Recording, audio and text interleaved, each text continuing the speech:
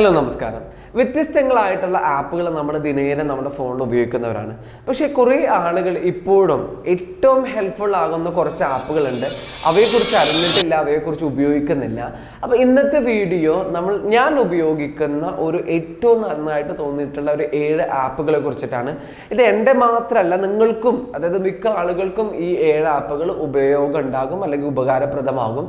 പിന്നെ ആദ്യമേ പറയട്ടെ, ഓരോരുത്തർക്കും വ്യത്യസ്തമായിട്ടുള്ള പേഴ്സണൽ ചോയ്സുകൾ ഉണ്ടാവും. അപ്പം നിങ്ങൾക്ക് ഈ ഒരു ആപ്പ് ഇത് എന്തായാലും ഞാൻ വീഡിയോയിൽ ഇൻക്ലൂഡ് ചെയ്യേണ്ടതായിരുന്നു എന്ന് തോന്നുന്നുണ്ടെങ്കിൽ താഴെ നിങ്ങൾ കമൻറ്റിൽ അത് പറയാനും മറക്കരുത്.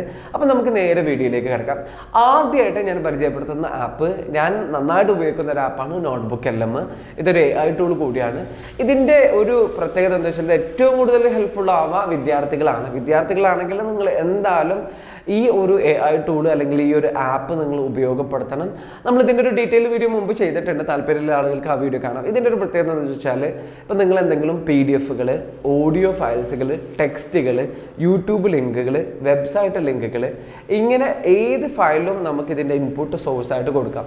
എന്നിട്ട് അതിൻ്റെ ഔട്ട്പുട്ടായിട്ട് നമുക്ക് ക്വിസസ് വേണമെങ്കിൽ അത്, ഓഡിയോ അതായത് മലയാളത്തിൽ ആ നമ്മൾ കൊടുത്ത ഇൻപുട്ട് രണ്ടാളുകൾ മലയാളത്തിൽ ക്ലാസ് എടുത്താൽ എങ്ങനെ ഉണ്ടാവും അത്. അതേപോലെ തന്നെ വീഡിയോ മാത്രമല്ല, നമുക്ക് അതിൻ്റെ പിറകിൽ ബാക്ക്ഗ്രൗണ്ടിൽ ഒരു പ്രസൻറ്റേഷൻ കൂടി ഉണ്ടാകും എന്നുള്ളതാണ്. അതേപോലെ തന്നെ ആ നമ്മൾ കൊടുത്ത ഇൻപുട്ടുകൾ മുഴുവൻ ഒരു ഫ്ലാഷ് കാർഡ് രൂപത്തിലാക്കി തന്നാൽ എങ്ങനെ ഉണ്ടാവും. പിന്നെ അതിൻ്റെ പുറമെ നമ്മൾക്ക് വിദ്യാർത്ഥികൾക്ക് എപ്പോഴും ആവശ്യമുള്ള സമ്മറി ആക്കുക, main points, study points, study guide, ഇങ്ങനെ എല്ലാ നിലക്കും നമ്മൾക്ക് ഉപയോഗപ്പെടുത്താൻ പറ്റുന്നതാണ് നോട്ട്ബുക്ക് LM.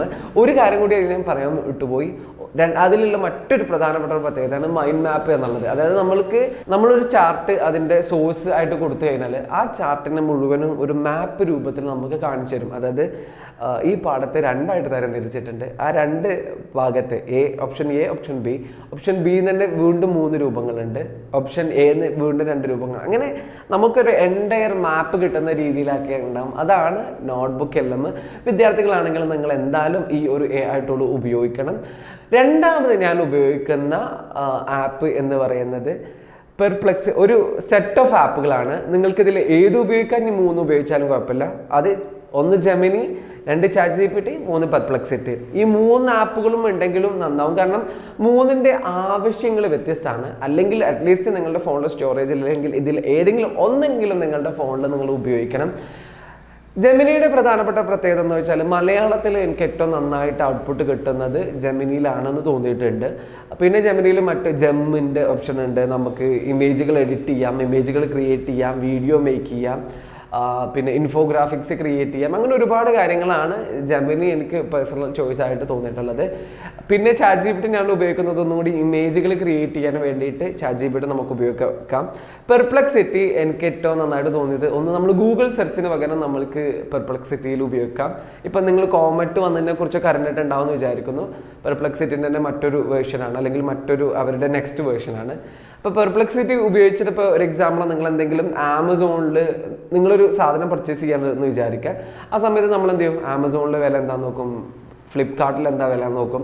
നമുക്ക് അതിനൊക്കെ പകരമായിട്ട് സിമ്പിളായിട്ട് പെർപ്ലെക്സിറ്റിയിൽ ചോദിക്കാൻ, എനിക്കൊരു സാധനം പർച്ചേസ് ചെയ്യാനായിട്ട് ഏറ്റവും നന്നായിട്ട് എവിടെ നിന്നാണ് വില കുറവിൽ വാങ്ങിക്കാൻ പറ്റുക എന്നുള്ളത് പറഞ്ഞുതരുമെന്ന് ചോദിച്ചു കഴിഞ്ഞാൽ പെർപ്ലെക്സിറ്റി തന്നെ സ്വയം അനാലിസിസ് ചെയ്തിട്ട് എല്ലാ വെബ്സൈറ്റുകളും ചെക്ക് ചെയ്തിട്ട് ഏറ്റവും ബഡ്ജറ്റ് ഫ്രണ്ട്ലി ആയിട്ട് പ്രൈസിങ് എവിടെയാണെന്നുള്ളത് നമുക്ക് പറഞ്ഞുതരും. അത് നമുക്കൊരു ഗൂഗിളിൽ ഡയറക്റ്റ് സെർച്ച് ചെയ്യുന്നതിനേക്കാൾ ഏറ്റവും നല്ലത് സെർച്ച് ചെയ്യാനും നമുക്ക് പെർപ്ലെക്സിറ്റി ഉപയോഗിക്കാം. അതേപോലെ തന്നെ നമുക്ക് എന്തെങ്കിലും ചെറിയ ഒരു വെബ് ആപ്പുകളൊക്കെ നിർമ്മിക്കാനും നമുക്ക് പെർപ്ലെക്സിറ്റി ഉപയോഗിക്കാം. സിമ്പിളായിട്ട് പറഞ്ഞു കഴിഞ്ഞാൽ ഇപ്പോൾ നിങ്ങൾക്ക് ചെറിയൊരു ഗെയിമൊക്കെ ക്രിയേറ്റ് ചെയ്യണം എന്നുണ്ടെങ്കിൽ നിങ്ങൾക്ക് ഇതിന് ചെറിയ പ്രോംപ്റ്റുകൾ കൊടുത്ത് നിങ്ങൾക്ക് ഗെയിമൊക്കെ ക്രിയേറ്റ് ചെയ്യാൻ പറ്റും. അതേപോലെ തന്നെ നിങ്ങൾക്ക് ഇൻഫോഗ്രാഫിക്സ്, ഇൻറ്ററാക്റ്റീവ് ഇൻഫോഗ്രാഫിക്സ്, ഒരു എക്സാമ്പിൾ ഞാൻ ഇടയ്ക്കൊക്കെ പല ആവശ്യങ്ങൾക്കും പെർപ്ലെക്സിറ്റി ഉപയോഗിക്കുന്നത്. ഒരു എക്സാമ്പിൾ, നിങ്ങളുടെ അടുത്ത് ഒരുപാട് റെസ്യൂംസ് വന്നു, ആ റെസ്യൂംസിനെ നിങ്ങൾക്ക് ക്വിക്കായിട്ട് അനാലിസിസ് ചെയ്യണമെങ്കിൽ നിങ്ങൾക്ക് പെർപ്ലെക്സിറ്റിയിൽ ഉപയോഗിക്കാം. പെർപ്ലെക്സിറ്റിനോട് ആവശ്യങ്ങൾ പറയാം, എന്നിട്ട് അവരുടെ ഇൻറ്ററാക്റ്റീവ് ഇൻഫോഗ്രാഫിക്സ് നീ ഈ റെസ്യൂമുകൾ വെച്ച് ക്രിയേറ്റ് ചെയ്ത് തരണം എന്ന് പറഞ്ഞാൽ ഏറ്റവും ബെസ്റ്റ് 3 ചോയ്സുകൾ ഏതൊക്കെയാണ്, ഏറ്റവും ബെസ്റ്റ് 2 ഏതൊക്കെയാണ്, 2ൽ ഏറ്റവും നല്ലത് ഏത്, അങ്ങനെ നമ്മൾക്കൊരു ഇന്ററാക്റ്റീവ് ആയിട്ടുള്ള വെബ് ആപ്പുകളൊക്കെ നിർമ്മിക്കാൻ നമുക്ക് ഏറ്റവും നന്നായിട്ട് ഉപയോഗിക്കാൻ പറ്റുന്നതാണ് പെർപ്ലെക്സിറ്റി. മൂന്നാമത് ഞാൻ നിങ്ങളെ പരിചയപ്പെടുത്തുന്ന ആപ്പാണ് OneNote. നിങ്ങൾ ബിസിനസ്സുകാരാവട്ടെ, നിങ്ങൾ സ്റ്റുഡൻസ് ആവട്ടെ, മറ്റു എംപ്ലോയീസ് ആവട്ടെ, നിങ്ങൾക്ക് നല്ല രീതിയിൽ ഉപയോഗിക്കാൻ പറ്റുന്നതാണ് OneNote.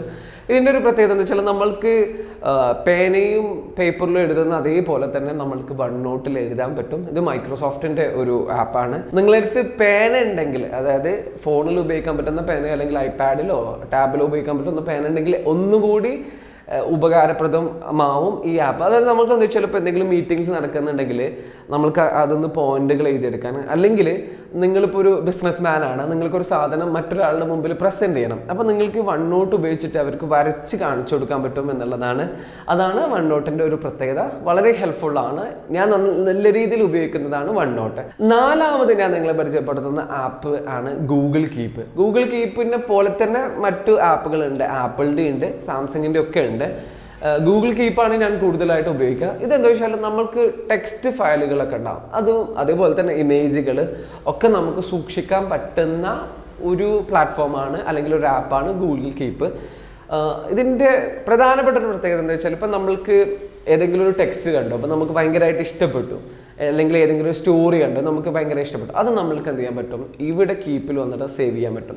അല്ലെങ്കിൽ നിങ്ങളുടെ മീറ്റിങ്ങുകളുടെ നോട്ട്സ് ഒക്കെ വേണമെന്നുണ്ടെങ്കിൽ നിങ്ങൾക്ക് ഗൂഗിൾ കീപ്പിൽ വന്നിട്ട് സേവ് ചെയ്യാൻ പറ്റും. അതേപോലെ തന്നെ നിങ്ങൾക്ക് വേണമെങ്കിൽ ഫോർ എക്സാമ്പിൾ ഞാനെപ്പോഴും ചെയ്യുന്നതാണ്, നമ്മൾ വാറണ്ടി കാർഡുകളൊക്കെ ഉണ്ടാവുമല്ലോ, അതൊക്കെ ഇമേജ് ഫയലും നമുക്ക് ഇതിൽ അപ്ലോഡ് ചെയ്യാൻ പറ്റും. അങ്ങനത്തെ കാര്യങ്ങളൊക്കെ ഞാൻ ഗൂഗിൾ കീപ്പിൽ അപ്ലോഡ് ചെയ്യാറുണ്ട്. അതായത് ടെക്സ്റ്റ് ഫയലുകൾക്ക് നിങ്ങൾക്ക് ലോങ് ആയിട്ട് കീപ്പ് ചെയ്യാൻ, അതായത് ഇത് ജിമെയിൽ വെച്ചിട്ടാണ് നമ്മൾ ഉപയോഗിക്കുക. അതുകൊണ്ട് തന്നെ നമ്മൾ ജിമെയിൽ ഇല്ല കാലത്തോളം ആ കീപ്പിലെ ടെക്സ്റ്റുകളൊക്കെ നമുക്ക് കിട്ടും. അപ്പോൾ ടെക്സ്റ്റ് ഫയലുകൾ നിങ്ങൾക്ക് കീപ്പ് ചെയ്യണമെന്നുണ്ടെങ്കിൽ, എടുത്തു വെക്കണമെന്നുണ്ടെങ്കിൽ നിങ്ങൾക്ക് ഏറ്റവും നല്ല ഹെൽപ്ഫുൾ ആകുന്നതാണ് ഗൂഗിൾ കീപ്പ്. ഗൂഗിൾ കീപ്പ് പോലെ തന്നെ വേറെ ആപ്പുകളുണ്ട്. നിങ്ങൾക്ക് ഏറ്റവും ബെസ്റ്റ് ഏതാണെന്ന് തോന്നുന്നു വെച്ചെങ്കിൽ നിങ്ങൾക്ക് അത് ഉപയോഗിക്കാം. അഞ്ചാമതായിട്ട് ഞാൻ നിങ്ങളെ പരിചയപ്പെടുത്തുന്നത് ആപ്പിൾ ബുക്ക് കിൻഡിലാണ്. ഏത് ഉപയോഗിക്കാം, രണ്ടും ഉപയോഗിച്ചാലും കുഴപ്പമില്ല. ഞാൻ രണ്ടും ഉപയോഗിക്കുന്നുണ്ട്. ആപ്പിൾ ബുക്കിൻ്റെ ഏറ്റവും വലിയൊരു എനിക്ക് അഡ്വാൻറ്റേജ് ആയിട്ട് തോന്നിയതെന്ന് വെച്ചാൽ ഇപ്പോൾ നമ്മൾ PDF ഫയലുകൾ നമുക്ക് ഒരുപാട് കിട്ടും. ആ PDF EPUB ഫയലിലേക്കാണ് തോന്നുന്നു കൺവേർട്ട് ചെയ്ത് കഴിഞ്ഞാൽ നമ്മൾക്ക് വളരെ ഇൻറ്ററാക്റ്റീവ് ആയിട്ടുള്ള ഒരു ബുക്ക് വായിക്കുന്ന ഫീൽ കിട്ടും. അതായത് നമുക്ക് ഫോണ്ടുകൾ മാറ്റാം, സൈസുകൾ കൂട്ടാം, പിന്നെ നമുക്ക് ബാക്ക്ഗ്രൗണ്ടിൻ്റെ പേജുകളുടെ കളറുകളൊക്കെ ഉണ്ടാവില്ല അതൊക്കെ മാറ്റാം. അതായത് വായനയുടെ ഒരു ഡിഫറെൻ്റ് എക്സ്പീരിയൻസ് ആണ് ആപ്പിൾ ബുക്സും അതേപോലെ തന്നെ കിൻഡിലും. നിങ്ങൾക്ക് നിങ്ങളുടെ അടുത്ത് ഏത് ഡിവൈസാണോ ഏതാണോ കംഫർട്ടബിൾ അതനുസരിച്ച് നിങ്ങൾക്ക് ഏത് ഉപയോഗിക്കാം. അടുത്തത് ആറാമതായിട്ട് ഞാൻ ഉപയോഗിക്കുന്ന മറ്റൊരു ആപ്പുണ്ട്. അതായത് നമ്മൾ പല സമയത്തും നമ്മൾക്ക് ഒരുപാട് ടാസ്കുകൾ ഉണ്ടാവും, ഇന്ന ടാസ്ക് ചെയ്ത് തീർക്കണം, ആ ടാസ്ക് ചെയ്ത് തീർക്കണം. പക്ഷെ നമ്മൾ മൾട്ടിപ്പിൾ ടാസ്കുകൾ വരുമ്പോൾ ചില ടാസ്കുകൾ നമ്മൾ മിസ്സായി പോകും. അതിന് നിങ്ങൾക്ക് പരിഹാരമായിട്ട് നിങ്ങൾക്ക് ഏറ്റവും കൂടുതൽ ഉപയോഗിക്കാൻ പറ്റുന്നതാണ് ഗൂഗിൾ ടാസ്ക് അല്ലെങ്കിൽ ടു ഡു ലിസ്റ്റ്. രണ്ടും സെയിം ഫങ്ഷൻസ് ആണ്. ഈ രണ്ട് ആപ്പുകളെ പോലെ തന്നെ മറ്റു ആപ്പുകളും പ്ലേ സ്റ്റോറിലുണ്ട്. ഇത് രണ്ടും ഉപയോഗിച്ചിട്ട് എന്താ വെച്ചാൽ നിങ്ങൾ ചെയ്യാനുള്ള ഓരോ കാര്യങ്ങളും നിങ്ങൾക്ക് ഇവിടെ ടാസ്ക് ആയിട്ട് ചെയ്തു വെക്കാം. എന്നിട്ട് ശേഷം ആ ടാസ്കുകൾ നിങ്ങൾ കംപ്ലീറ്റ് ആയി കഴിഞ്ഞാൽ നിങ്ങൾക്ക് ടിക്ക് മാർക്ക് ചെയ്യാം.